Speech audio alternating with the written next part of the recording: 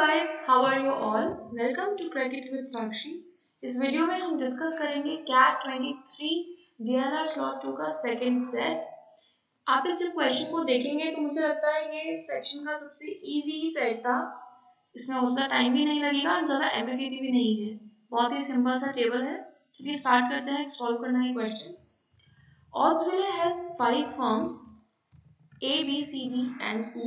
Each of these firms was founded in some year and also closed down a few years later. Each firm raised rupees 1 crore in its first and last year of existence. Okay, first year and last year में 1 crore raise होगा. The amount each firm raised every year increased until it reached a maximum and then decreased until the firm closed down. मतलब 1 से वो increase हुई कुछ amount तक और फिर वो decrease होके वापस 1 पर आ गई. ठीक है. No firm raised the same amount of money in 2 consecutive years. मतलब जैसे 1, 3, 3 ऐसा नहीं हो सकता. Okay. 2 consecutive years में same funding नहीं होगी. Each annual increase and decrease was either by rupees 1 crore or by 2 crore. मतलब 1 के बाद या तो 2 आएगा या फिर 3 आएगा. 1 से सीधा 4 नहीं हो सकता. Right? बिकॉज डिफरेंस जो है वो या तो 1 से इंक्रीज होगा या फिर 2 से इंक्रीज या डिक्रीज होगा. राइट. इतना सा बेसिकली हमें ध्यान रखना है कि 1 पे शुरू होके 1 पे एंड हो रहा है और पहले इंक्रीज होगा फिर डिक्रीज होगा. जो डिफरेंस रहेगा हमेशा कंसेक्यूटिव ईयर्स में हमारा तो 1 रहेगा या फिर 2 रहेगा. Right. And that's it. Okay, चलिए next let's look at the table now. ये हमारे पास टेबल है 5 फर्म्स के लिए. फर्स्ट ईयर ऑफ एग्जिस्टेंस सब में दिया हुआ है, लास्ट कुछ में दिया है कुछ में नहीं दिया है. टोटल अमाउंट रेस्ड हमें दिया हुआ है कितने करोड़ से. देखते हैं हम 21 को कैसे इन ईयर्स में एडजस्ट कर सकते हैं फॉर ए. तो आगे मैंने सॉल्यूशन की टेबल बनाई है जिसमें 2009 से ये ईयर्स हैं. 2009 से 2017 तक हम और ऐड कर लेंगे इफ रिक्वायर्ड. जब हम ए की बात करते हैं तो 9 से 16 तक बात हो रही है और 21 टोटल अमाउंट रेज हुआ है. सो ए का अमाउंट है 21, राइट. एंड 9 से लेकर 16 तक बात हो रही है, मतलब यहाँ पर कोई फंडिंग नहीं है. 2009 में स्टार्टिंग ईयर है तो 1 करोड़ रेज हुआ होगा. सिमिलरली 2016 में भी 1 करोड़ होगा. राइट. उसके बाद बचा क्या 19. तो 19 करोड़ को हम कैसे एडजस्ट करें. इसको हम रिटर्न प्राइस से यूज करके देखते हैं. तो हमारे पास अगर हम 2, 3, 4, 5, 3, 2 इसका सम देखते हैं. टोटल 1 + 2 + 3 4 5 6 3 2 1 इनका सम क्या होता है 21. राइट. और इसके अलावा हमारे पास कोई और पॉसिबल तरीका नहीं है सच दैट हम इन 8 इयर्स में इस अमाउंट को स्प्रेड करें. इसका ऑल्टरनेट क्या हो सकता है कि 2, 3 से इंक्रीज 5 हुआ हो और फिर 4, 5 से डिक्रीज होते होते ऐसे. राइट. तो 12 और 13 ईयर में 4 और 5 के हमारे पास 2 केसेस बनते हैं ए के लिए. अब हम देखते हैं बी. 2012 में स्टार्ट हुआ है, 15 में खत्म हुआ है. We don't know the amount. तो हम देखते हैं क्या क्या पॉसिबल अमाउंट्स हो सकती हैं. 12 and 15, राइट. सो 12 में 1 करोड़ होगा और 15 में भी 1 करोड़. अब पॉसिबिलिटी 2 और 3 के अलावा कुछ भी हम नहीं कर सकते इसमें, राइट. बिकॉज 1 से 3 जा सकता है मैक्सिमम और 3 से 1 आने के लिए हमें 2 बीच में लाना ही पड़ेगा. तो ये 2 ही केसेस बन सकते हैं. तो जो अमाउंट होगा फंड रेजिंग का वो कितना होगा 7 ही होगा. तो ये फिक्स्ड है. राइट. अब हम देखते हैं सी के लिए. सी 13 में फर्स्ट ईयर था, लास्ट ईयर हमें नहीं पता बट टोटल अमाउंट रेज जो है वो 9 है. अब हम देखते हैं कि हम 9 को कैसे यूटिलाइज कर सकते हैं. फर्स्ट में तो 1 होगा ही, लास्ट में भी 1 होगा.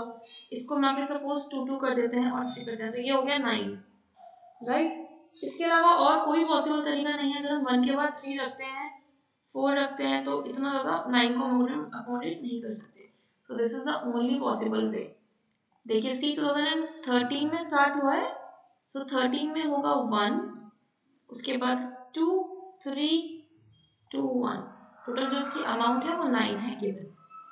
This is the only possible case. एक ही केस पॉसिबल है. अब हम देखते हैं डी के लिए. 11 में फर्स्ट ईयर था, लास्ट ईयर 15 में था और हमें ये भी दिया हुआ है कि अमाउंट इज 10 है.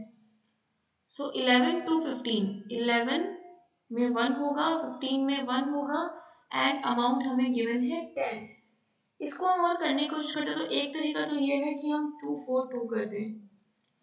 ठीक है. 1 के बाद 2 आ सकता है, 1 के बाद 3 भी आ सकता है. अगर हम यहाँ पे 3 रखते हैं तो यहाँ पर 2 आएगा.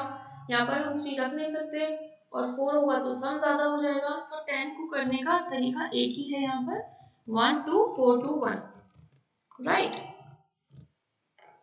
अब हम देखते हैं ई में 10 फर्स्ट ईयर है, लास्ट ईयर हमें नहीं पता, और ये 13 है। 13 चलिए हम देखते हैं कि हम कैसे कैसे एडजस्ट कर सकते हैं, राइट। सो 13 को करने का हमारे पास क्या क्या तरीका है, स्टार्टिंग में 1 होगा, लास्ट में 1 होगा। अब ये 13 है, चलिए हम शुरू करते हैं 2 से। एक बार 2 3 4 2 सम देखते हैं इसका, 1 + 2 3, दिस इज 10 एंड 13, ये 13 हो गया। अब देखते हैं कि हम 1 के बाद 3 रख सकते हैं क्या। अगर हम 3 रखते हैं तो यहाँ पे हम 4 भी रख सकते हैं, 2 भी रख सकते हैं, 1 भी रख सकते हैं। इसका सम क्या हुआ, अगेन 4 4 2, दिस इज 11 ओनली। सो इसको हमें बढ़ाना पड़ेगा, इसको हमें 5 और 3 करना पड़ेगा 13 के लिए। सो 1 3 5 3 1, इसका अगर हम सम देखेंगे तो क्या हो गया, 13 हो गया। 6 6 सॉरी 4 4 8 8 + 5 13। सो आई थिंक ये दो ही पॉसिबल केसेस हैं, और किसी भी तरीके से हम एडजस्ट नहीं कर सकते। अब जो ये 3 4 है, ये 4 3 भी हो सकता है। चलिए इसको प्लॉट करते हैं हम टेबल पे। तो ई के लिए क्या है पॉसिबल थिंग्स, 10 में स्टार्ट हुआ है ई, तो 10 में तो 1 होगा, 1 फिक्स्ड है। 1 के बाद क्या क्या पॉसिबल है, तो 3 5 3 1, सो 3 5 3 1, या फिर क्या पॉसिबल है जो हमने डिस्कस किया था अभी, 2 3 4 2। सो ये हो सकता है 2 3 4 2 1, या फिर ऐसा भी हो सकता है 2 4 3 2 1, राइट। सो ई के लिए हमारे पास 3 पॉसिबल केसेस बनते हैं ये, और टोटल सम जो दिया हुआ है वो कितना है, 13 है दोनों ही केसेस में, राइट। तो अब हम देखते हैं क्वेश्चंस। आई होप आपको ये समझ में आया होगा। अब हम देखते हैं क्वेश्चंस। ए के लिए 2 केसेस है, बी के लिए भी 2 केसेस है, सी के लिए 1, डी के लिए 1 एंड ई के लिए हमारे पास 3 केसेस है, इस तरह से। और ये हमारे पास सम टोटल अमाउंट फिक्स्ड है। Let's move on to the questions. First one, for which firm can the amounts raised by them can be computed with certainty in each year. Okay, हर साल हमें पता होना चाहिए किस फॉर्म्स ने कितना कितना रेज किया है। ऐसा हम कितने फॉर्म्स के लिए बता सकते हैं। देखिए ए के लिए अनसर्टेन है, बिकॉज हमें नहीं पता 12 में 13 में कितना रेज हुआ था, so A is not the answer. B के लिए भी हमें नहीं पता 2 और 3 कब रेज हुआ है, सो नॉट फिक्स्ड। सी के लिए एकदम फिक्स्ड है कौन से ईयर में कितना अमाउंट रेज हुआ है, so C is one of the answers. D जब हम देखेंगे तो डी में भी फिक्स्ड है, so D is also one of the probable answers. E में भी फिक्स नहीं है, so E can not be the answer. तो जो फर्स्ट क्वेश्चन का आंसर होगा वो होगा only C and D. C and D के लिए हम कह सकते हैं कि किस ईयर में क्या अमाउंट रेज किया, that we know, right. Let's move on to the next question, question number 2। What best can be concluded about the total amount of money raised in 2015? चलिए देखते हैं 2015, इस ईयर की बात हो रही है। यहाँ पर 2 ही अमाउंट है, फिक्स्ड है, ये 1 है, ये 3 है, ये 1 है। यहाँ पर या तो 0 है या फिर 1 है, ठीक है। 2 + 1 3, 3 + 3 6 7। अब 7 में या तो 0 ऐड होगा या फिर 1 ऐड होगा। तो जो 15 में अमाउंट रेज हुआ है टोटल, वो या तो 7 करोड़ है या फिर 8 करोड़ है। तो इसका जो आंसर है वो होगा 7 करोड़ और 8 करोड़, राइट। थर्ड क्वेश्चन देखते हैं। What is the largest possible total amount of money that could have been raised in 2013? हमें 13 ईयर में जो रेज हुआ है उसको मैक्सिमाइज करना है, तो हम देखते हैं मैक्सिमम वैल्यूज क्या क्या लेंगे हम। इस ईयर की बात हो रही है 13 की, यहाँ पे हम लेंगे 5, यहाँ पर हम लेंगे 3, यहाँ पर 1 4 और यहाँ पर भी हम लेंगे 3। तो जो आंसर होगा वो क्या होगा, 5 + 3 + 1 + 4 + 4, यहाँ पर हम 4 लेंगे, राइट। तो इसका जब हम सम करेंगे तो आंसर क्या आएगा, 8 + 8 + 1 विच इज 17। तो थर्ड क्वेश्चन का आंसर होगा ₹17 करोड़, मैक्सिमम 17 करोड़ रेज हो सकते हैं 2013 में, राइट। अब हम देखते हैं फोर्थ क्वेश्चन। इफ ये वाला ask if E raised ₹3 crores in 2013, okay 13 में ई ने 3 करोड़ रेज किए हैं, 13 में ई ने 3 करोड़ रेज किए, मतलब ये वाला केस वैलिड नहीं है, या तो ये वाला केस है या फिर ये वाला केस की बात हो रही है। क्वेश्चन है what is the smallest possible total amount of money that could have been raised by all companies in 2012 में हमें सम करना है, बट वो स्मॉलेस्ट पॉसिबल होना चाहिए सच दैट ई ने 3 करोड़ रेज किया हो। ठीक है, कौन से ईयर में कैलकुलेट करना है हमको? 2012 में। देखिए इस ईयर की बात हो रही है 2012 की, सो 12 में स्मॉलेस्ट पॉसिबल लेना है तो हम 4 लेंगे, यहाँ पर हम 1 लेंगे, यहाँ पर 0 है, यहाँ पर हम 2 लेंगे। अब इस केस में हम 3 नहीं ले सकते बिकॉज ये हमें दिया हुआ है कि ये 3 है, ई ने 13 में 3 रेज किया है, सो इसको हम ये वैलिड नहीं है। यहाँ पे 5 और 4 ही हमारे पास ऑप्शन है, उसमें से हम स्मॉलेस्ट के लिए 4 लेंगे। सो क्या सम होता है? 4 + 1 + 2 + 4 which is 11. So the answer of fourth question is rupees 11 crores. 11 crores. ठीक है, अब देखते हैं हम फिफ्थ क्वेश्चन और हमारा फाइनल क्वेश्चन इस सेट का। If the total amount of money raised in 2014 is rupees 12 crores, okay, then which of the following is not possible? ठीक है, चलिए देखते हैं 2014 में 12 करोड़ हम कैसे रेज कर सकते हैं। 2014 इस वाले केस की बात हो रही है, यहाँ पर 3 फिक्स है, यहाँ पर 3 और 2 ऑप्शंस है, यहाँ पर 2 और यहाँ पर 1 2। ठीक है, तो 12 रेज करने के लिए हमें कैसे देखते हैं कैसे क्या पॉसिबल चीज है। यहाँ पर हम 3 लेंगे, यहाँ पर 2 फिक्स है, तो ये कितना हो गया हमारे पास? ऑलरेडी 4 + 3 7 हो गया। अब हमें कितना चाहिए? 5 और चाहिए ताकि टोटल 12 करोड़ हो जाए। 5 के लिए हम 3 और 2 ही ले सकते हैं, सो ये वाला केस और हमारा इन दोनों में से कोई भी एक केस, राइट। तो जिन पे सर्कल है वही वाले केसेस पॉसिबल है। देखिए मैं वापस से ब्लू से कर देती हूँ, से कलर डिस्कशन हो जाए। ये वाले केसेस दोनों, इसमें ये वाला केस है तो ये वाला इनवैलिड हो गया, इसमें ये वाला और इसमें हमें 2 चाहिए, तो 2 हमें ऐसे और ऐसे मिल सकता है। ठीक है, तो बेसिकली ई के 2 केसेस वैलिड है, सी और डी के लिए एकदम एक ही केस है, बी के लिए भी एक ही केस है और ए के लिए 2 केसेस है हमारे पास।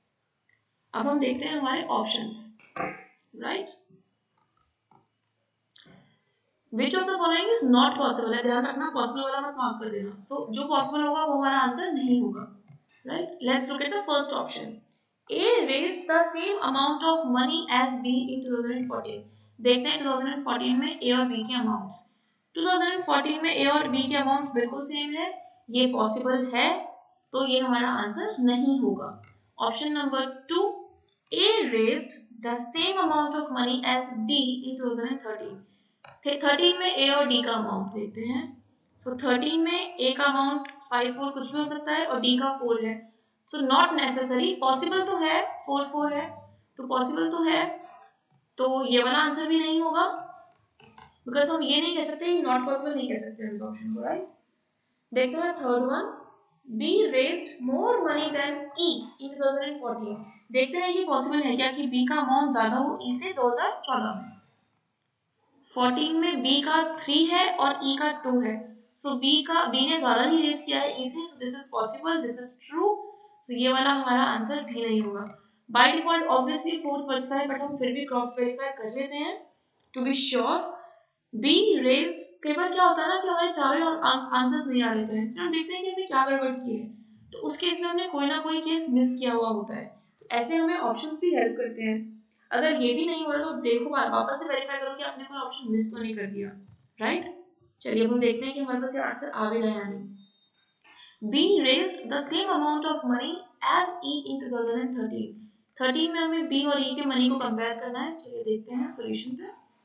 ये है 13th ईयर, 13 ईयर में B ने रेज किया है 2 करोड़ और E ने रेज किया है या तो 4 या फिर 3। सो दोनों ही केस में 4 और 3 में B का अमाउंट E से ज्यादा नहीं हो सकता या फिर सेम नहीं हो सकता, सॉरी, सो सेम अमाउंट नहीं हो सकता, that's why this is not possible.